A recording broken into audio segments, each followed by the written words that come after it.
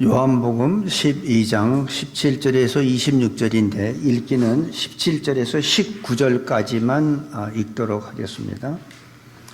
요한복음 12장 17절에서 19절까지만 읽겠습니다. 나사로를 무덤에서 불러내어 죽은 자 가운데서 살리실 때에 함께 있던 무리가 증거한지라. 이에 무리가 예수를 맞으면 이 표적 행하심을 들었음이로라. 바리새인들이 서로 말하되 볼지어다 너의 하는 일이 쓸데없다. 보라 온 세상이 저를 쫓는도다 하시니. 오늘 첫 말씀이 죽은 나사로를 예수님이 살리실 때에 많은 사람들이 보았다는 얘기입니다. 증언이. 요 전의 내용이 무슨 내용이 있냐면 예수님이 예루살렘에 입성하는 장면이 나옵니다.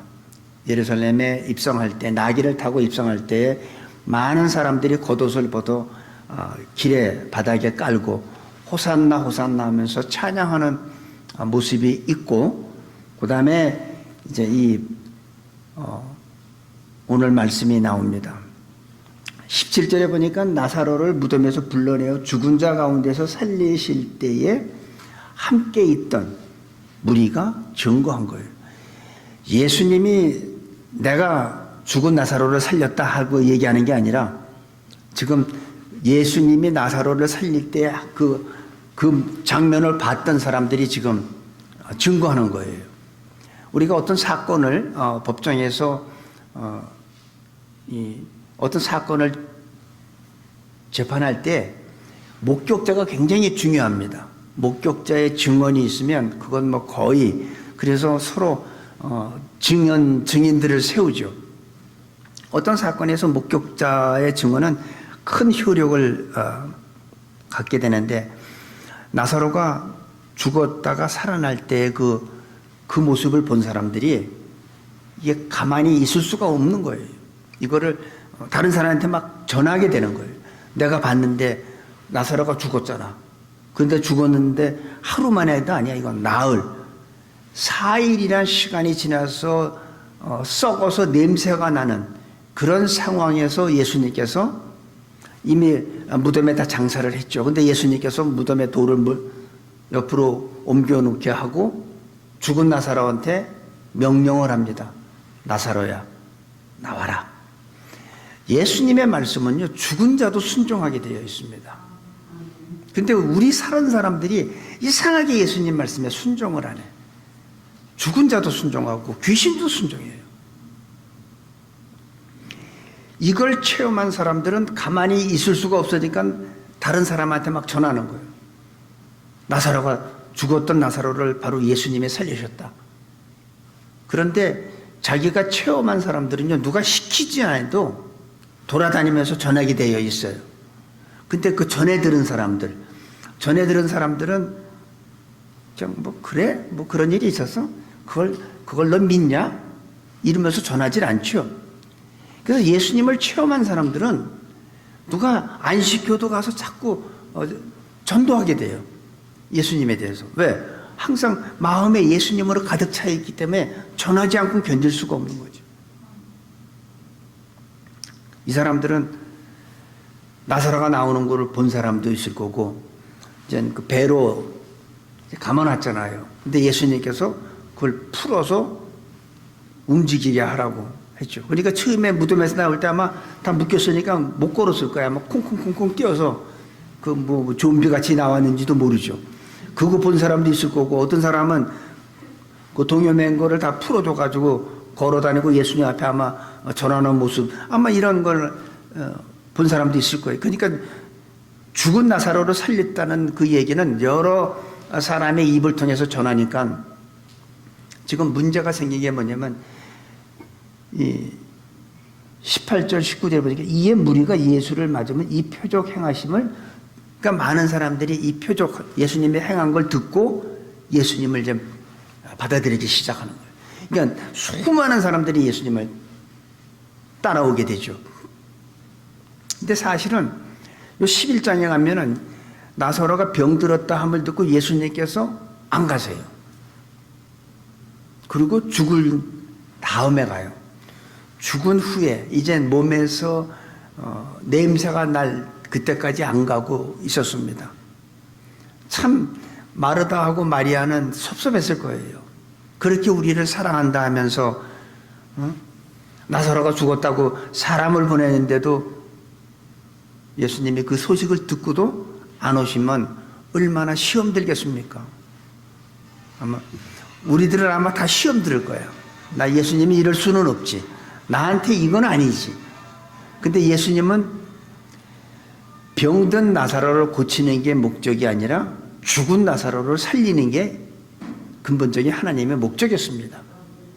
왜냐하면 병든 나사로를 살리면 그 나사로 한 사람 그냥 병든 거 고친 거로 끝나요. 예수님은 수많은 병자를 고쳤죠. 그 중에 하나가 나사로일 뿐인데 죽은 나사로를 살리신 거는 다른 하나님의 뜻이 있었습니다. 우리가 11장 제가 9절부터 11절까지 잠깐 읽을게요. 여러분들은 뭐 찾을 필요 없어요.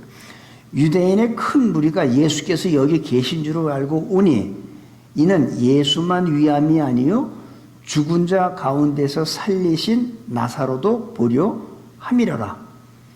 대제사장들이 나사로까지 죽이려고 모의하니 나사로 까닭에 많은 유대인이 가서 예수를 믿음이러라. 아마 병든 나사로를 고쳤으면 많은 유대인들이 예수님을 안 믿었어요. 죽은 나사로를 살렸기 때문에 많은 유대인들이 예수님을 믿게 되고 죽은 나사로가 살아난 모습을 보고 많은 사람들이 이제 예수님을 받아들이기 시작한 거예요. 그런데 이 바리새인과 이 대제사장들은 예수님이 행하신 이런 기적들을 메시아로서 예언됐던 그 모습을 보면서 부인하기 시작하고 심지어 예수님이 행하신 기적들을 다 거짓 소문으로 없이 하려고 한 모습들을 우리가 추측해 볼 수 있습니다. 그래서 자기들끼리 이제 야야 더 이상 그 짓 하지 마. 그거 하나만 하야. 이제 끝났어. 그게 어디냐면 19절에 있어요.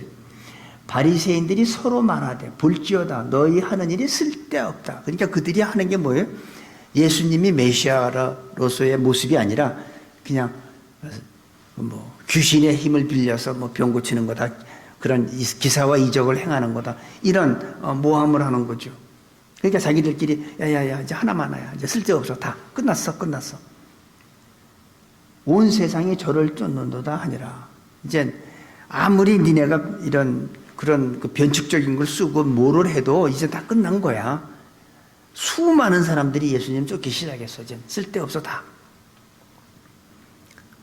지금 이런 말이 17절에서 19절까지의 모습입니다. 너희의 하는 일이 쓸데없다. 이제 자기들끼리 내분이 나기 시작하는. 그래도 끝까지 해봐야지. 만약 쓸데없어. 더 이상 할 필요 없어. 이런 얘기예요.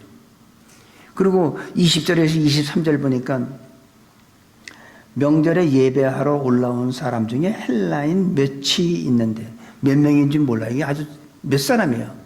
헬라인 몇 명이 있는데 저희가 갈릴리 베세다 사람 빌립에게 가서 청하여 그러되 선생이여 우리가 예수를 배우고자 하나이다 하니 빌립이 안드레에게 가서 말하고 안드레와 빌립이 예수께 가서 여짜온데 예수께서 대답하여 가라사대 인자의 영광을 얻을 때가 왔도다. 지금 20절에서 23절까지의 내용을 보면 헬라인 몇 명이 예수님을 뵙기를 원합니다.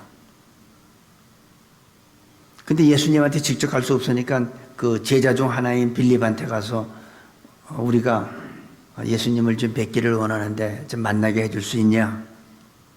근데 이 헬라인들은 왜 예수님을 만나려고 할까요? 그 앞에 내용을 보면 예수님께서 나귀 타고 예루살렘에 입성하는데 많은 사람들이 겉옷을 깔고 호산나 하고 막 외치고 하니까 도대체 저 사람이 뭐길래 저 사람이 누구길래 왜 사람들이 저렇게 자기의 겉옷을 바닥에 깔고 예수님을 환영하며 호산나 호산나 하나 이게 궁금했던 거죠. 그래서 그 예수님을 만나보고 싶은 거예요. 근데 빌립은 그냥 직접 예수님한테 가서 얘기하면 되는데 이걸 머뭇거리는 모습이 보여요. 예수님한테 직접 안 가고 누구한테 가냐면 안드레한테 가요. 야, 안드레야, 저 사람들이 예수님을 뵙고자 하는데 이걸 말씀드려야 돼? 그냥 무시해? 지금 이런 내용이죠. 그러니까 안드레가 그래도 그건 전해야 되지 않을까? 해서 22절에 보니까 빌립이 안드레에게 가서 말하고 안드레와 빌립이 예수께 가서 여짜온대. 예수께서 거기에 대한 대답이 뭐냐면 가라사대 인자의 영광을 얻을 때가 왔도다.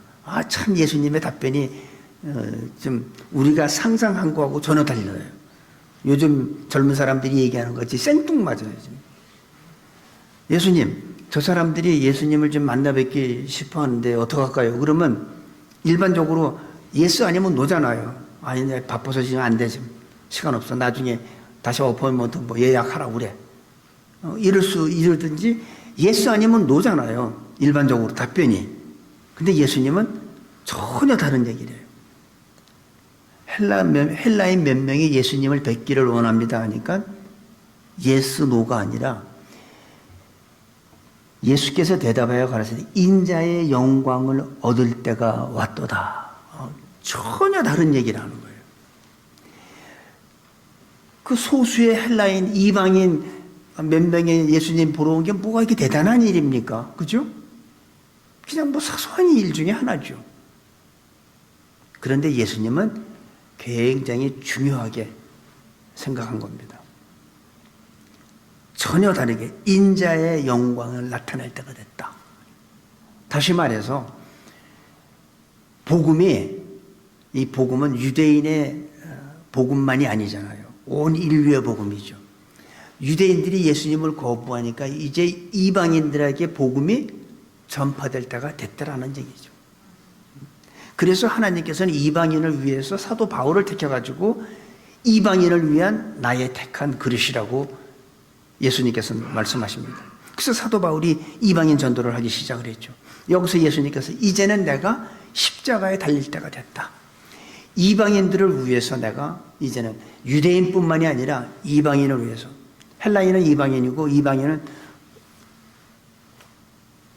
하나님의 택한 이스라엘 백성은 아니잖아요. 그러니까 복음이 이방인에게도 전파되는 그때가 됐다는 거예요. 인자가 십자가에 달려 죽을 때가 됐다. 구약 성경의 예언의 말씀이 응답될 때다. 하나님께서는 이 세상을 사랑하셔서 온 인류를 구원하기 위하여 메시아를 보내준다는 그 예언이 이젠 이루어질 때다. 그래서 예수님의 예루살렘의 입성은 6월절 어린 양의 입성입니다. 그래서 예수님께서는 전혀 빌립하고 안드레가 헬라인들이 예수님을 몇 명이 예수님을 뵙기를 원합니다 할 때 예수님께서 그런 답변을 한 거예요. 예수님이 대답해요. 인자가 영광을 나타낼 때가 됐다는 거예요.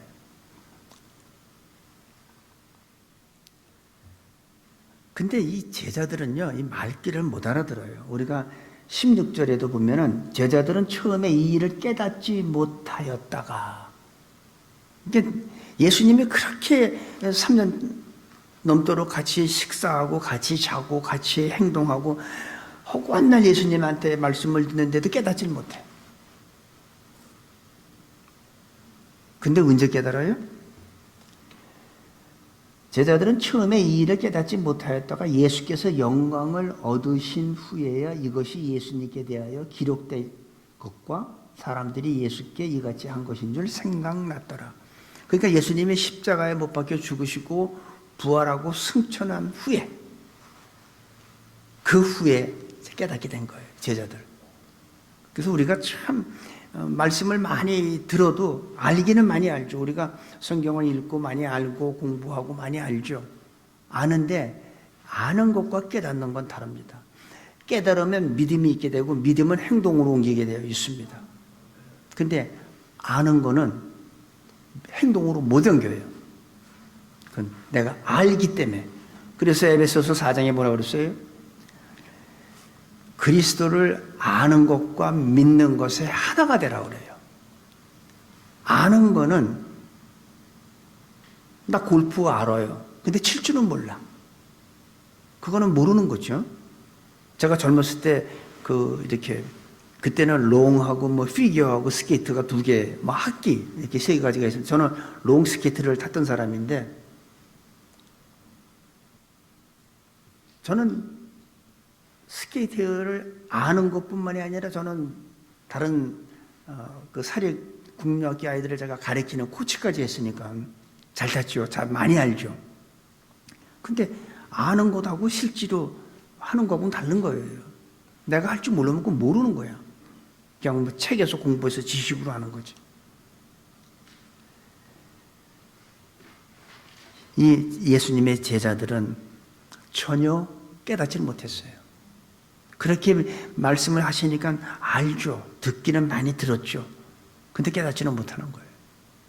제일 힘든 게 뭐냐면 제가 성경 공부하고 제자 훈련하고 성경을 많이 암송하는데 그 클래스에서 목사님이 그 가르치는 제자 훈련 그 클래스에서 제가 제일 암송을 잘했어요. 근데 믿어지지가 않는 건 뭐 하나도. 똑같은 거예요. 우리가 말씀을 많이 듣지만 내가 깨달아야 돼. 깨달은 것을 우리는 삶 속에 적용할 때에 바로 그게 진정한 믿음입니다. 바로 이때가 복음이 이방인한테 전환되는 터닝 포인트가 되는 거예요. 이때부터 복음이 이방인들한테 전파되는 사건입니다.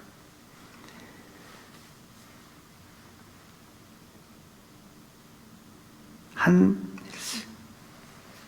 100여 년 전에 한국에 선교사가 오게 되죠. 선교사가 오면서 그 선교사를 통해서 어떤 한 사람이 예수님을 믿게 됩니다. 그 한 사람이 아주 소수지만 그 한 사람이 예수님을 믿는 것으로 끝나는 게 아니라 가족이 구원받고 나라가 구원받고 그 땅이 하나님의 축복을 받게 되는 것과 똑같습니다. 헬라인 몇 명이 뭐 이렇게 중요합니까? 사소하죠. 하지만 그들이 예수님을 믿게 되면서 우리한테까지도 복음이 온 겁니다. 그래서 나 하나 구원받았다고 해서 개인으로 끝나는 게 아니에요.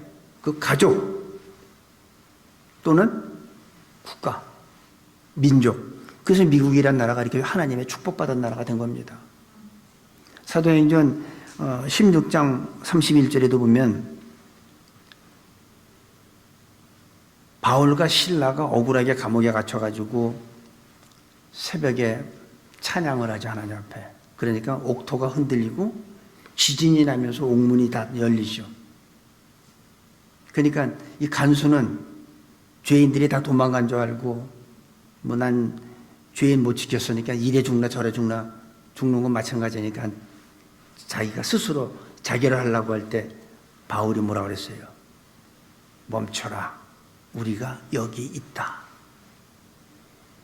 이게 일반 죄수들은 그냥 간수가 있어도 도망가려고 그러는데 이건 뭐 다 옥문이 다 열리고 다 했는데도 안 도망가고 있으니 얼마나 놀랬겠어요. 그 간수가. 그 간수가 뭐라 그래요? 선생이요, 내가 어떻게 하여야 구원을 받겠습니까? 이럴 때 바울이 한 말이 있어요. 주 예수를 믿어라. 그러면 너와 네 집이 구원을 얻으리라. 여러분, 이 간수 하나가 예수님을 믿기 때문에 그 가족이 구원받는 거예요. 나 하나 구원받은 거로 끝난다고 해서 개인적으로 나 하나 구원받은 거로 끝나는 게 절대 아닙니다. 우리를 구원시킬 때는 나를 통해서 우리 가족이 구원받게 하시고 우리 가족을 통해서 이 지역이 그리고 이 국가가 민족이 구원받게 하는 게 바로 하나님이 하시는 일입니다. 그러니까 우리는 알면 어떻게 돼요? 예수님을 체험해야 돼. 이 지식으로는 절대 나가서 전도를 못해. 근데 체험한 사람은 가만히 있지를 못해요. 나가서 전해야 돼. 제가 처음에 예수님 그 성령 체험하고 나서는 옛날 친구들이 뭐 술 먹는 친구들이니까 술자석에 가잖아요. 가서 그냥 입만 열면 예수님 얘기만 하니까 나중에 그 사람들이 너무 듣기 싫어하면서는 나 안 볼 때 지들끼리 어떻게 하는지 알아요? 날 가리키면서 돌았대. 그렇죠. 돌았지. 근데 그 사람들은 듣기 싫어하는데 나는 그 얘기 외에는 다른 할 얘기가 없는 거예요. 그 체험한 사람은 누가 시키지 않아도 가서 전하게 되어 있다는 거예요. 근데 간접적으로 들은 사람들은 안 해요. 우리가 제자 훈련 시키면서 전도 훈련 나갈 때 마켓 같은 데 앞에 나가잖아요. 여기 어느 교회 제자 훈련반 이렇게. 왜냐면 또 잘못된 이단에서 나온 줄 알까 봐 여기다 딱 붙이는 거지. 어느 교회 제자 훈련반하고. 그러면 그 잠깐 새에 뭐 전도가 되겠습니까? 근데 그 무슨 훈련이냐면 낯선 사람한테 말할 수 있는 용기. 그거부터 우리가 가르치는 거죠. 못해요. 자기가 체험한 사람들은 열심을 내지만 간접적으로 들은 사람들은, 체험하지 못한 사람들은 절대로 힘듭니다. 그래서 여기에 보니까 이 헬라인 몇 명은 모든 이방인을 대표하는 거예요. 헬라인 몇이지만. 그러고서 나서 예수님께서 이제 그 미랄에 대해서 얘기를 합니다. 24절부터 보니까 내가 진실로 진실로 너에게 이르노니 한 알의 밀이 땅에 떨어져 죽지 아니하면 한 알 그대로 있고 죽으면 많은 열매를 맺느니라. 자기 생명을 사랑하는 자는 잃어버릴 것이요 이 세상에서 자기 생명을 미워하는 자는 영생하도록 보존하리라. 자, 여기서 24절 25절의 내용을 보면 24절은 누구에 대한 얘기예요? 예수님 자신에 대한 얘기예요. 자기의 십자가에서 죽음을 얘기하는 거죠. 내가 죽어야 많은 열매가 맺어진다. 그리고 25절은 우리 인간들에 대해서 얘기하는 거죠. 25절은. 그리고 26절 사람이 나를 섬기려면 나를 따르라. 나 있는 곳에 나를 섬기는 자다 거기 있으리니 사람이 나를 섬기면 내 아버지께서 저를 귀히 여기시리라. 예수님은 미랄의 원리에 대해서 설명을 합니다. 미랄은 땅에 떨어져서 죽어야 된다는 거예요. 미랄이 땅에 떨어져서 그대로 있으면 그건 아무것도 아니에요. 우리가 고추 모종을 어저께 사다 심었는데 그 누군가가 고추 씨를 뿌렸을 거 아니에요. 그래서 싹이 난 거잖아요. 그 씨가 싹이 안 났으면은 그냥 씨로 땅 속에 있는 거예요. 마찬가지 미랄도 그 작은 미랄이 땅 속에 있어서 그냥 그대로 죽지 않고 그냥 그대로 보존되면 그냥 미랄 한 개예요. 근데 그게 미랄 이제 땅에서 죽어서 거기서 잎이 나오고 줄기가 나오고 자라기 시작하면 어떻게 돼요? 엄청나게 고추가 열리잖아. 매년 우리 교회 식구들한테 우리가 아삭이 고추 막 갖다 드리는데 왜 그럴까요? 죽었기 때문에. 죽으면 많은 열매가 나요. 안 죽으면 안 돼. 그래서 예수님은 십자가에서 꼭 죽으셔야 됐어요. 그래야지 많은 영혼들을 죄를 용서해 줄 수 있기 때문에. 한 알의 밀이 땅에 떨어져 죽으면 많은 열매를 맺게 된다는 얘기입니다. 그래서 예수님의 죽음으로 인해서 많은 영혼들이 구원받게 된 거예요. 온 인류가 구원받게 된 거예요. 그래서 그 미랄의 비밀은 뭐죠? 죽는 거예요. 나도 죽어야 되고 여러분도 죽어야 되고 내가 죽지 않으면 열매를 맺을 수가 없어요. 우리 오윤성 집사님이 저한테 싫은 소리를 했어. 내가 살아있으면 어때요? 반격을 하죠. 당신만 입이 있어? 나도 입이 있어. 그 정도 세기로 나와? 그럼 난 더 세게 나가지? 이건 뭐예요? 살아있는 거지. 죽은 자는 어때요? 말이 없어. 여러분 장례식 가서 그거 보세요. 우리가 비용할 때 보면 그분한테 가서 뭐라고 한번 그런 사람은 없지만 이렇게 해도 가만히 반응이 없어. 죽은 자는 말이 없고 반응이 없어. 죽어야 돼. 그러니까 뭐라고 집사님이 나한테 해도 나는 반응을 안 보여. 왜? 난 죽은 자기 때문에. 그런데 내가 죽지 않으면 어떻게 돼요? 문제가 생기기 시작하지. 그래서 우리는 죽어야 돼. 죽어야 하나님의 영광을 드러내. 내가 죽어야 내 안에 계신 예수 그리스도께서 나타나게 되어 있어요. 그래서 갈라디아서 2장 20절에서 내가 그리스도와 함께 십자가에 못 박혀 죽었나니 이제는 내가 산 것이 아니요 오직 내 안에 그리스도께서 사신 것이다. 내가 죽어야 내 안에 그리스도께서 사실 수가 있는 거예요. 내가 살아 있으면 그리스도께서 사실 수가 없어. 그래서 한 알의 밀알이 죽어야 많은 열매를 맺듯이 우리들도 죽어야 돼. 그래서 자기 자신을 부인하고 날마다 예수님의 쫓으려면 예수님을 쫓으려면 자기를 부인하고 날마다 자기 십자가를 지고 예수님을 따라가는 게 바로 제자의 삶입니다. 그래서 죽음이 있어요. 밀알은 땅에 떨어져 죽으면 사는 겁니다. 포기하면 얻고 내가 포기하면 얻어. 내가 순종하면 기적을 체험하게 되어 있어요.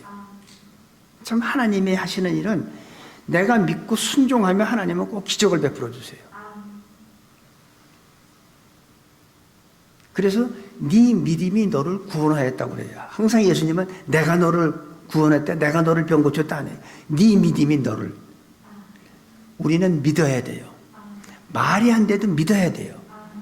그럴 때 하나님이 기적을 보여줘요. 우리가 체험할 수 있어요. 지난번에도 말씀드렸잖아요. 가나 혼인잔치에서 그 포도주가 떨어졌는데 예수님께서 항아리에 물을 채우라고 그랬잖아요. 그러고서 뭐라고 그랬어요?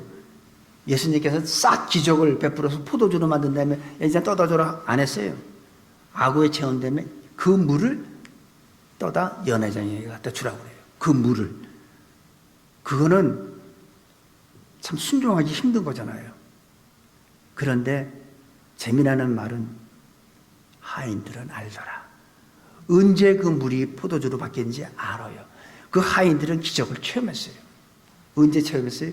믿고 순종할 때. 내가 포기하면 얻는 거고, 내가 순종하면 기적을 체험하는 거예요. 영원한 생명을 얻으려면 우리의 육체의 소욕을 죽이면 돼. 육체의 소욕을 포기하면 우리는 영원한 생명을 얻게 돼요. 그래서 여기 뭐라고 하냐면 자기 생명을 사랑하는 자는 잃어버릴 것이요 이 세상에서 자기 생명을 미워하는 자는 영생하도록 보존하리라. 영생을 얻는다는 거예요. 내가 이 육체의 짧은 이 삶을 내가 포기하면 나는 영원한 삶을 보장받는다는 거예요. 우리는 육신을 위해서 하루에 아무리 안 먹어도 2끼는 먹잖아요. 보통 3끼 먹지만 보통 2끼 이상은 먹는데 왜? 육신이 살아가려면 우리는 계속 에너지를 공급해 받아야 되니까. 그것만 하나요? 매일 걷고 운동하잖아요. 뭐 어디 뭐 헬스클럽에 가입해가지고 육체를 위해서 얼마나 운동을 많이 합니까? 그런데 그 육체의 소욕을 우리가 죽이면 영원한 생명이 탄생된다는 거예요. 우리가 이 세상에 살면서 물론 생명은 귀한 겁니다. 그렇다고 여러분한테 자기 생명을 막 함부로 다루라는 얘기가 아니에요. 생명은 굉장히 귀한 거예요. 그리고 한 번밖에 없잖아요. 여러분들 전생이 한번 잘못 살아가지고 이 생에 나오신 분 없잖아요. 인생은 딱 한 번뿐이에요. 그래서 한 번밖에 없는 인생을 위해서 우리는 울고 불고 싸우고 다투고 시기하고 미워하고 하면서 사는 거 아닌가요? 잘 참다가도 한번 버럭 소리 지르잖아요. 남자들이 자기와 아내가 뭐라고 막 이렇게 되면 잘 참다가도 한번 뽀록 소리 지르고 속상해하고 몸부림치지만 100년도 못 사는 게 우리 육체입니다. 사실 얼마나 살아요? 100년. 저는 우리 장모님이 100세, 올해 꼭 100세가 됐어요. 그러니까 100세 사시는 분도 계시긴 계셔. 그런데 그래봤자 100세예요. 육체의 생명을 위해서 악하게 살아가는 사람들도 있습니다. 그냥 얼마나 악한지 자기 뭘 만족을 위해서, 육체의 만족을 위해서 사람도 죽이기도 하고 속이기도 하고 사기도 치고 평생 그 사람은 모은 돈을 요즘에 무슨 보이스피싱인가 뭔가로 해가지고 그렇게 훔쳐가고 그 제일 잘하는 게 북한이잖아요. 다른 나라 해킹해가지고 돈을 얼마나 악하게 사는 사람들이 너무나 많습니다. 하지만 우리의 그 육체의 생명, 육체의 목숨이 아니라 우리의 육체가 원하는 욕구, 욕심 이런 것들을 포기하면 하나님은 우리한테 영원한 생명을 주신다고 믿으시기 바랍니다. 땅의 복이 아니에요. 하늘의 복. 하나님이 주시는 것은 이 땅의 복이 아니라 하늘의 복이에요. 순간적인 축복이 아니라 영원한 축복이에요. 한 번의 축복? 그거 아니에요. 하나님 주시는 것은 순간적인 복이 아니라 영원한 복을 주십니다. 한 알의 밀이 땅에 떨어져 죽으면 많은 열매를 맺게 되는 것. 예수님을 따라가는 것을 여러분 두려워하지 마세요. 나도 예수님의 진실한 제자가 되면 나도 또 이렇게 죽어야 되는가? 십자가에 여러분한테 순교의 사명 안 주십니다. 걱정하지 마세요. 그냥 있는 위치에서 예수님을 따라가시면 돼요. 내가 예수님 믿고 내 주위에 누룩과 같이 소리 소문 없이 예수님을 증거하고 복음을 전하면 그게 바로 하나님의 축복받는 거고, 한순간에 한 번의 축복이 아니라 영원한 축복, 땅의 축복이 아니라 하늘의 축복을 분명히 하나님은 주신다고 믿습니다. 한 사람이 예수님을 믿는 것은 가정의 구원의 문을 여는 거라고 말씀드렸습니다. 우리가 어떤 한 민족을 변화시키려면은 요즘에는 무기하고 군대를 파견하는데, 여러분 한 민족을 변화시키는데요, 군대하고 무기 파견해서 그 민족이 변하지 않습니다. 얼마 전에 미국 대통령이 아프가니스탄 이제 철수한다고 그러는데, 그 오랜 시간에 엄청난 돈과 병사의 희생이 있었지만은 안 변해요. 우리가 한 민족을 통째로 바꾸는 것은 군사를 파병하는 게 아니고 한 사람의 선교사를 파송하는 겁니다. 그래서 우리가 선교사를 파송하는 거예요. 어느 나라를, 그 민족을 구원하기 위해서 선교사 파송하는 거잖아요. 우리는 후원해주고 물질과 기도로 후원해주고, 하늘의 미래 어떻게 해야지 내가 축복받는지 그 미리 죽으면 돼요. 미리 죽으면. 하나님이 오늘 요한복음을 12장을 통해서 우리한테 주시는 말씀은 미랄의 비밀이 뭐냐면 죽는 거라는 거예요. 죽는 거를 우리는 깨달았으니까 내가 죽을 때 우리는 하나님의 영원한 생명도 받고 땅의 축복이 아니라 하늘의 축복도 받고 영생할 수 있는, 또 우리 가정, 우리 주위, 이 지역사회, 국가, 그래서 나중에는 전 세계까지 변화시킬 수 있다는 그 사실을 다시 한번 머릿속에 기억하고, 오늘부터 우리는 예수님을 따라 나도 죽어야겠다. 육체에 있는 나의 모든 죄들 다 죽이면 하나님의 그 축복된 기쁨과 감사로 채워질 줄 믿습니다.